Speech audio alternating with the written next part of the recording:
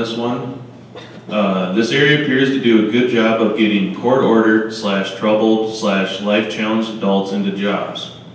How can you help continue to offer support? Can you offer ideas on strengthening mental wellness in the state?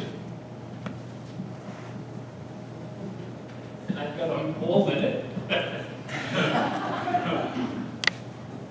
First of all, I appreciate the premise of the question, and that's that we do, in this area, do a pretty fair job of training and placing those folks.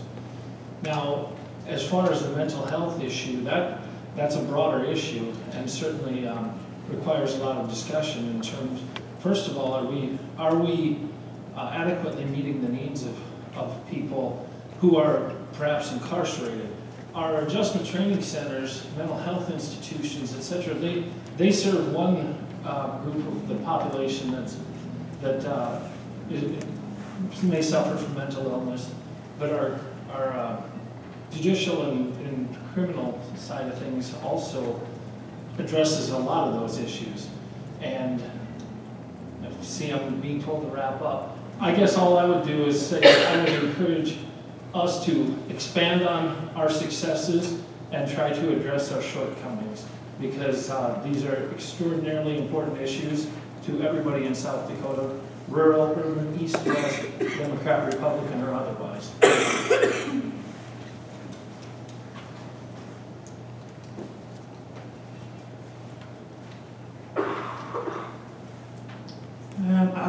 Job training.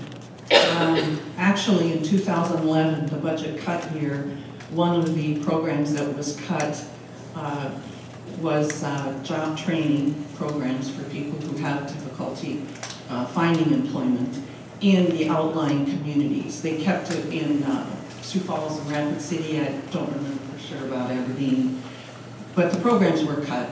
And really, there are very, very few state dollars spent on those types of programs. That almost all, everything that we spend on Department of Labor type issues is federal money. And we don't, if we had the state money to spend on that, it wouldn't be my first priority. My first priority would be K-12 education, Board of Regents, and institutions like Aspire and our trying to keep some of our small-town nursing homes open. I'm on the Mental Health Access Committee, Interim Study Committee, and we have spent quite a bit of time listening to the issues. Again, it's an issue that we are seriously underfunding, and we don't have the money to do any more than what we're doing right now.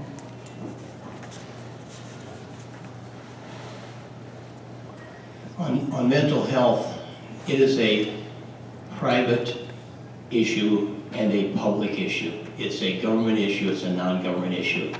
As individuals, we can all treat our friends and neighbors and treat everybody kindly and look out for them and be aware of their moods and their signals for help.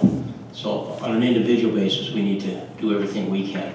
On a government basis, I met with the governor a few days ago, and he was promoting something called 211, which is a suicide prevention hotline, and that's something government can do.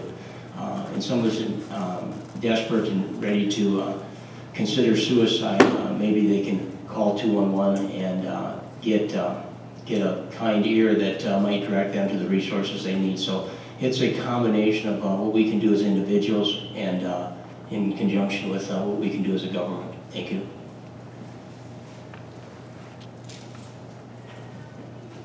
We've had 3.5 minutes so far, and we still haven't solved the world's problems on this one. So I'll add 60 more seconds of trying to solve a huge problem. There were, I think, two kind of separate questions. First, in terms of improving the job training for developmentally challenged folks, there's definitely an economic development imperative for doing that. Because every person you can bring from the kind of the margins of the society into the center of the economy, hey, those are people who have jobs and are going to go spend money, and they're going to pay sales tax. That would be great. So I mean, that's maybe the least of reasons to make that happen. There's also self-fulfillment, self-actualization, humanitarianism, but there's also an economic reason. That's more workers spending more money and contributing to the economy. That's a good reason to set that as a priority and make it happen. Now, to actually make it happen, I'd say if we need more of those job training programs, yeah, state's got to find the funding, state's got to pony up to allow outfits like Aspire and others who provide that job training to raise their pay. And we need to be serious about it. If we want to propose a state property tax like Al did 2 years ago, raise your taxes another $39 million to pay for that, well, let's get serious and do it. If it's worth it, let's do it. And if someone offers us a compromise to go halfway and do that, don't chicken out just because it was a Democrat who extended his hand to help. Be bipartisan and actually bite the bullet and fund our priorities. Mental health, sorry, didn't get to that one. All right, Susan, this one was directed towards you.